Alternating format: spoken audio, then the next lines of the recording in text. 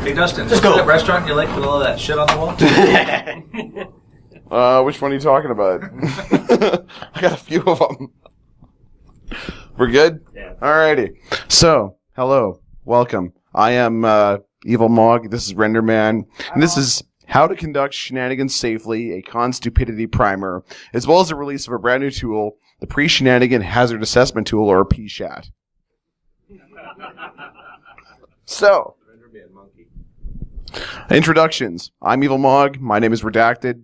I'm Redacted all the way across the board. You know the usual drill. Actually, hell with that crap. I'm Dustin Haywood. I work for IBM X-Force Red. I blow stuff up. I've somehow managed Renderman for 3 years. No idea how the hell that happened. I'm a bishop of the Church of Wi-Fi, member of Team Hashcat.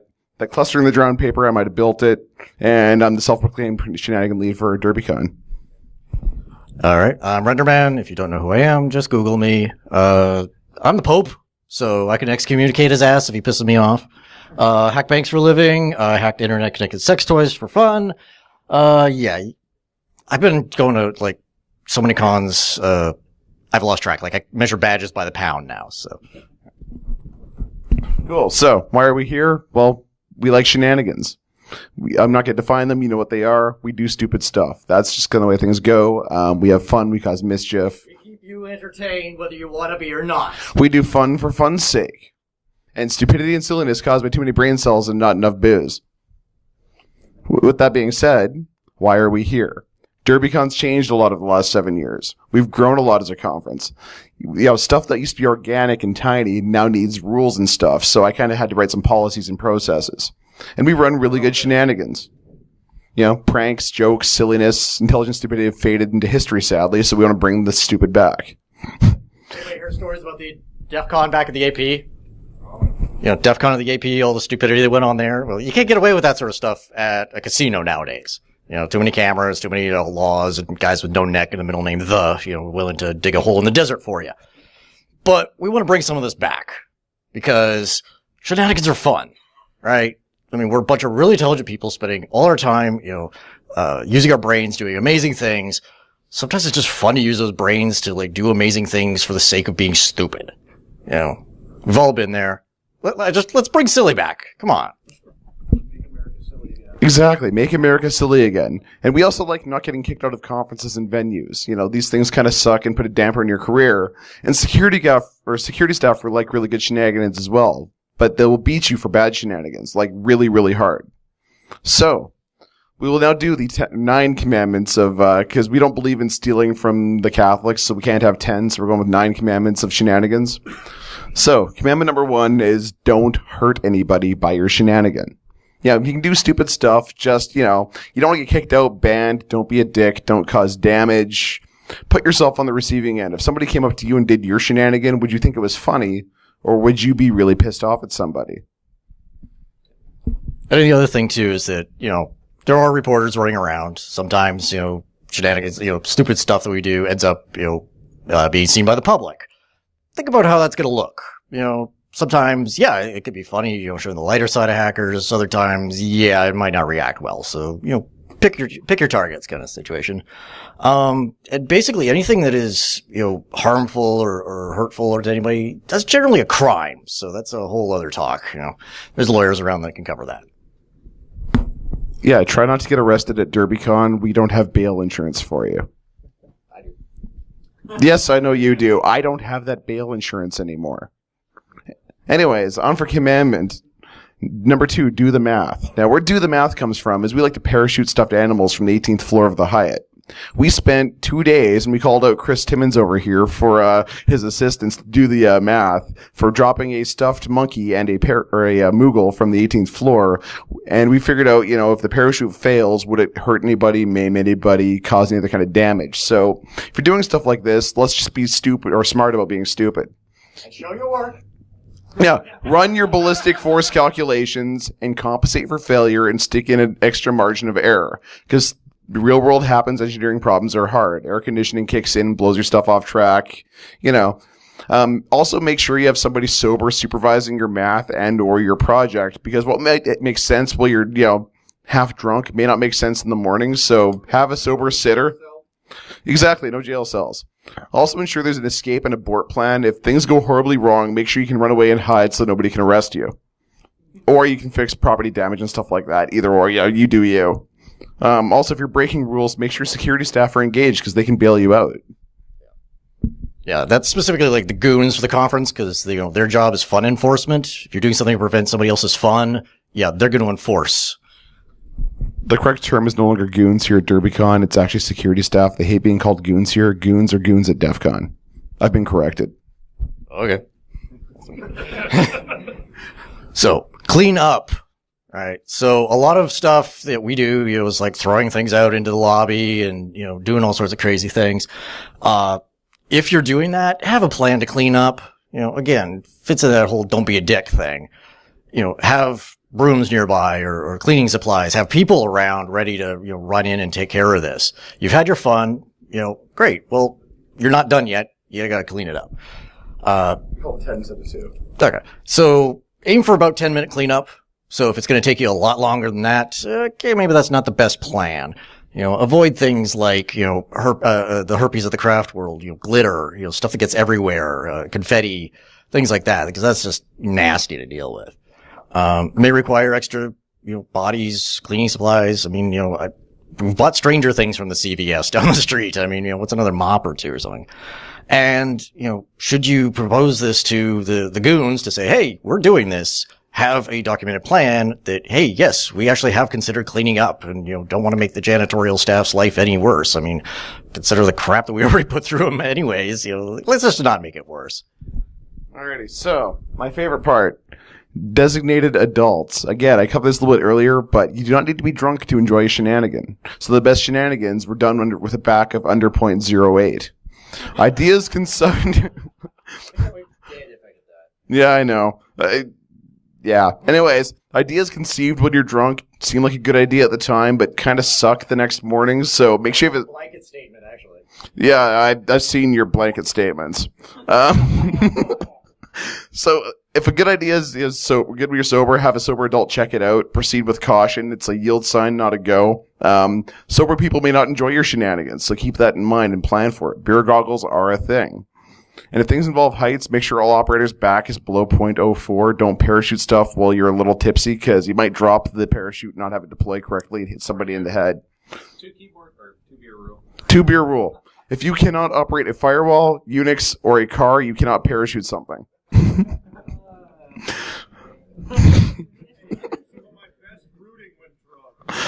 Yeah, well, you're special. So yeah, also make sure somebody sober reviews your math, because drunk math is hard. Well, it's creative. Let's move on. Yeah. Also, responsibility. You break it, you bought it. We're here in the States. You don't have the Canadian kind of insurance that we have and the escape from liability. So make sure you have a liability insurance plan, or you can run really fast. Plan for your failure and accept responsibility, or find somebody to frame. Yeah, also make sure you can buy drinks for folks, etc. Do some kind of restitution. And if you're pushing limits, people might push back. Be prepared for those things. Yeah, so one example, Church of Wi-Fi, you see our stupidity, getting people indoctrinated and stuff, wandering around the Pope outfit and Bishop outfit and everything. I mean, how many of you have been spanked by us over the years? Not enough hands. 4? No. So, yeah, okay, we're treading, a little on the edge of some religious stuff. We're not, necessarily, taking, Catholic doctrine or anything like that. They just got really fun outfits and they're easy as Halloween costumes. But some people didn't necessarily appreciate some of that, and we heard that, we had pissed off people, and we're like, went up, talked to them. It's like, we did not try to offend you. Like, what can we do to make this right? We were not there to offend or hurt. We felt really bad, and, worked it out with the person, when they realized that, we weren't actually like poking fun at them, we were just doing our own thing. Like, okay, sorted it out. But it's that taking that responsibility. Don't let that nastiness fester. Property damage. I'm calling this out explicitly because last year we had an issue. Anyone here remember those cherries that were handed out that, people had some liquor, they got people really drunk? Somebody took one of those jars and threw it through the back of somebody's window as a shenanigan. Not cool. When we found out on Twitter, they had fully funded replacements for their windshield and restitution within like 5 minutes on Twitter. So You know, it's great we got that fixed up, but if you're doing something like booze, don't waste booze. It's a sin in the Church of Wi-Fi. And second, don't damage property. It's just not cool. It's called a crime. That's vandalism, and we don't condone that. Damaging property with booze? Oh, you gotta think that something bad's gonna happen there. We also saw some things at DEF CON this year that kind of pissed us off a little bit. People were putting stickers in places on the venue that were very hard to remove. Don't put stickers on the venue or permanently alter things. We like to be invited back. No matter where you go, make sure things be cleaned up. It's like the Burning Man rule. Pack it in, pack it out, clean up after yourselves. You're all adults. I'm not here to babysit you. I'm a big enough child as it is. I don't want to deal with freaking stickers and other bloody goo. Sorry, it's not happening. Emergency fund. This is always a good idea. You know, depending on what you're about to do, I mean, you know, some of it's completely innocent, some of it's, okay, this could go a couple of different ways. Have an emergency fund, you know, be it for, you know, repairing damage, you know, paying somebody off, saying, you know, sorry, you know, things like that. Getting your ass out of jail, maybe. If there are problems, own them. I mean, it's one of those things. If you try to hide it, you know, hide responsibility, it makes things worse. You know, own up to it, you know, own that shit and just say, yep, we screwed up. We're here to make it right. You know, what do we need to do? Have the funds immediately available to repair damage. Have a lawyer if needed. Always a good idea. And bail fund. And make sure that it's all being held by a third party that's probably sober and also not directly involved so they don't get arrested too, because that would, you know, make the whole thing kind of pointless. And, you know, should something go a little bit sideways, you know, never underestimate buying somebody booze. You know, buying around for the place, you know, when something goes splat, does make a lot of friends. Do you buy before or after? So I actually made this mistake when I was hitting somebody today with the paddle. I actually wound up for a swing and whacked somebody in the head. So he's like, oh, that hurts. So I bought him around on the spot, and he was happy with that. It could have gone, you know, far more dangerous. But when you're doing shenanigans, also be aware of your surroundings, because innocent bystanders might be in the splash zone. So it's just one of those things. You know, make sure not only the person doing the shenanigan or receiving the shenanigan gets compensation, but if you know, permanently scar somebody emotionally or physically with your shenanigans, own up to it. So, on that note, do good. Even though we're the Department of Evil here at the Church of Wi-Fi, we believe in doing evil responsibly. You know, make sure things are here for having fun. We're the stress relief because we all have really high, tightly wound jobs, and this is purely for our own amusement and hopefully yours. So we try and make sure things are, you know, who here remembers our tricycle races last year? So we donated those to, yeah. So, the whole plan didn't go, as we wanted to. We could actually go over to the parkade and, you know, race these, like, 3 little green machine tricycle things down the ramp at the parkade and have races and everything. It just didn't come together at the right time. But, so we had them out in the lobby here, guys, you know, when they say that, you know, there's a 50-pound weight limit on these things, you know, yeah. It's not a Ben 10, 120. Yeah, not Ben 10. It's yeah. an actual 50-pound Yeah. weight. So, yeah, it was interesting watching some of these guys try to, you know, cram themselves into these things. We had our fun. And so what we did afterwards with them was we were like, well, we don't want to bring these home. You know, okay, we've probably done enough damage to them that Walmart won't take them back. But hey, Johnny Long's got the Hotel Louisville charity that he works for. You know, he's doing work for. It's like, hey, they've got kids there, right? You know, families come in. You guys want them? Sure. So yeah, arranged with Johnny to donate these things to there, and apparently the kids absolutely loved them. So, you know, some residual goodness out of the whole thing. You know, we had our fun. Kids had their fun. You know, everybody wins.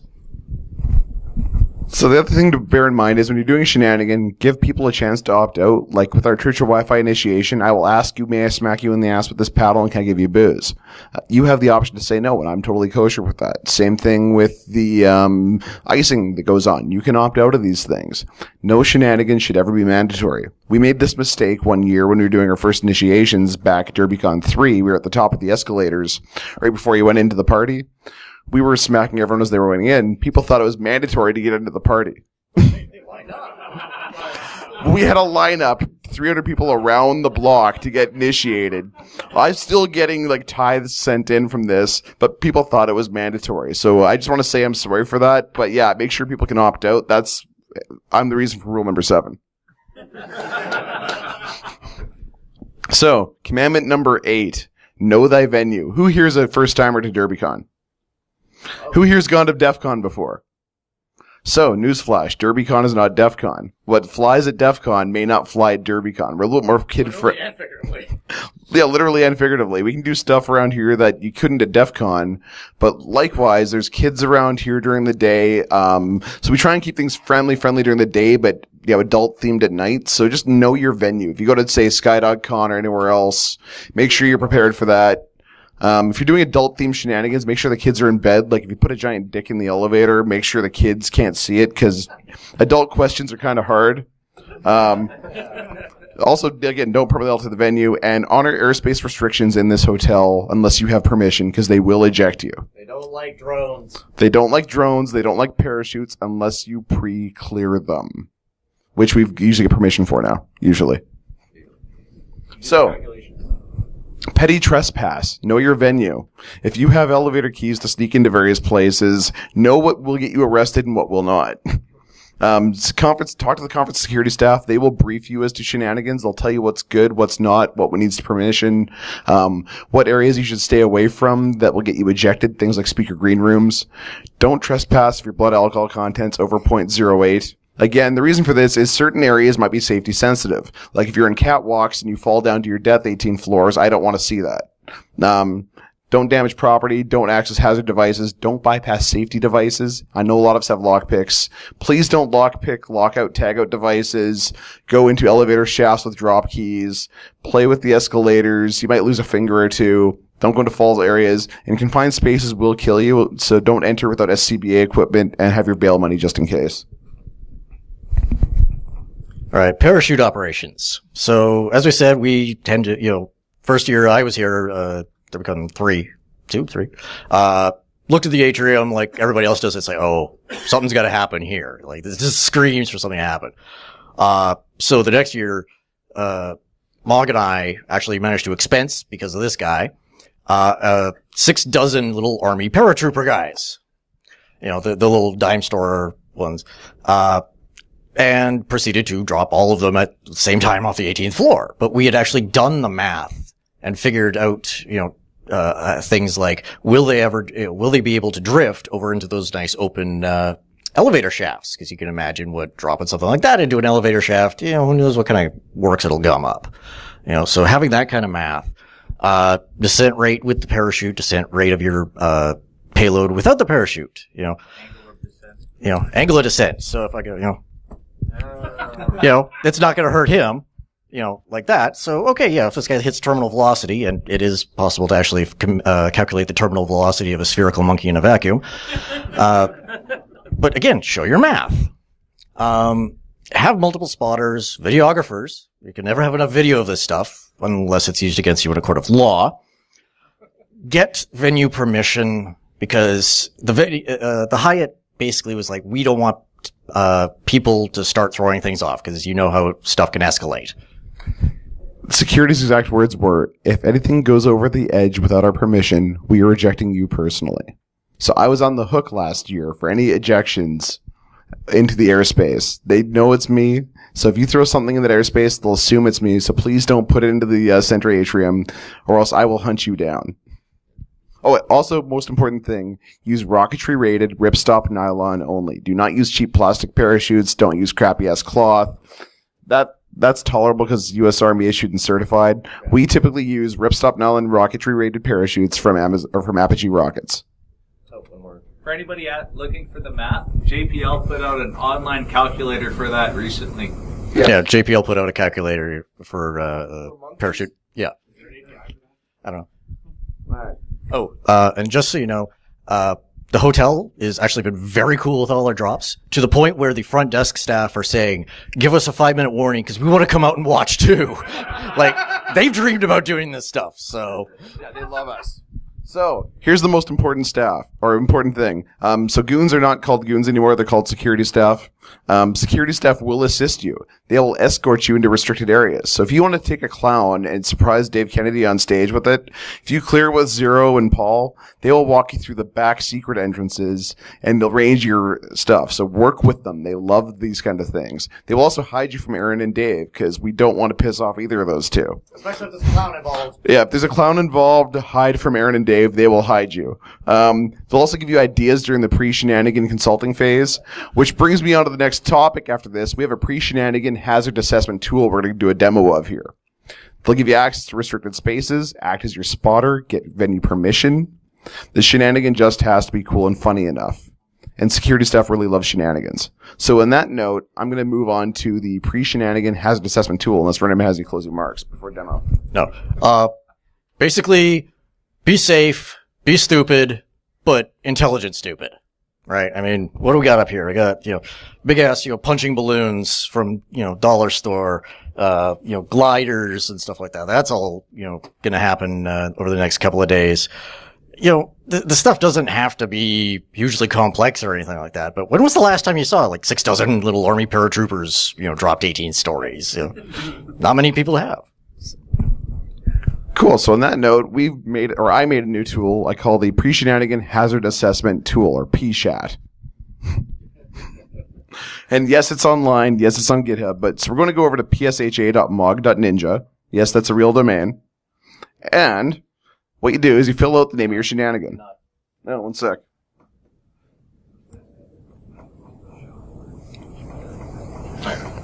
There we go. So, way you fill this out, we are doing Operation Evil. EvilMog Renderman. Write a shenanigan plan. Renderman. One sec.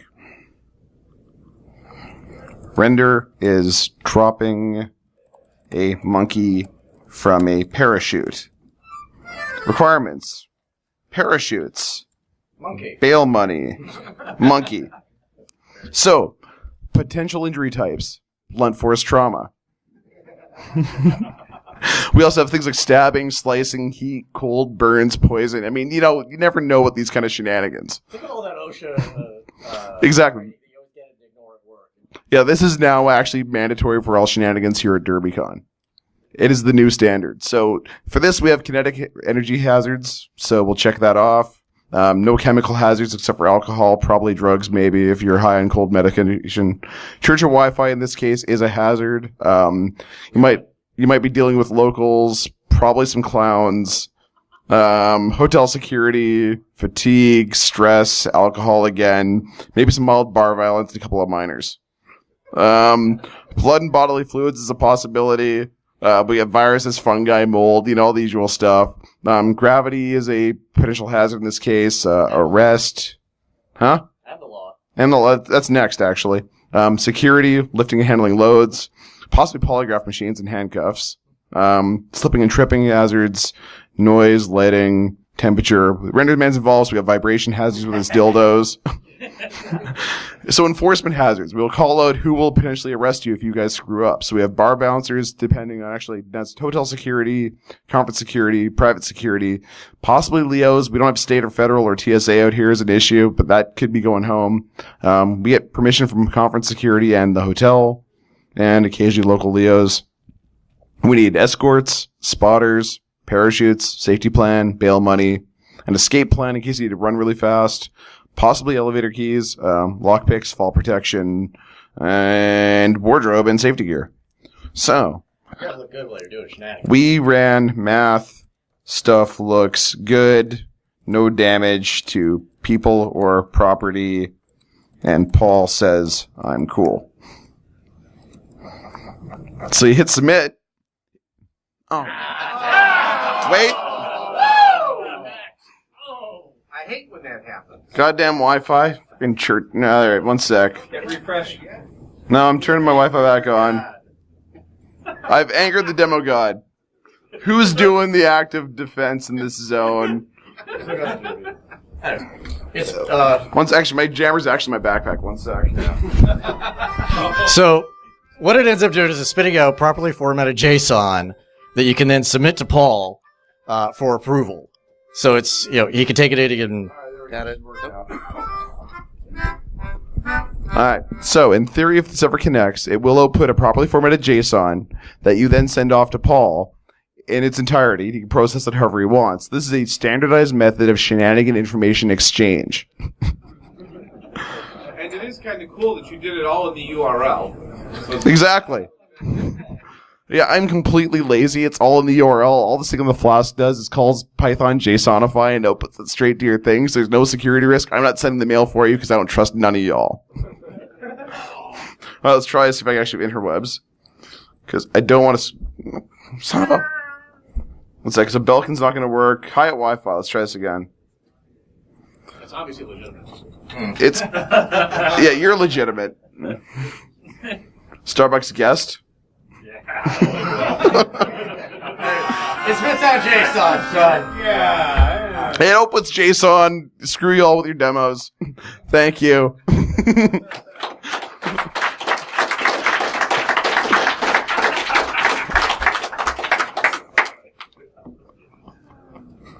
Let's go drop some shit. Yeah. Oh, and by the way, I almost forgot, we are parachuting a stuffed animal or two and 6 dozen plastic army men at about 10 o'clock from the 18th floor. There will be spotters. Bring your kids, bring your cameras, and please don't sue me because this stuff's under MIT Don't Sue Me license. And IBM has no responsibility or acknowledgement of this talk. I don't represent them. My opinions are mine and mine alone.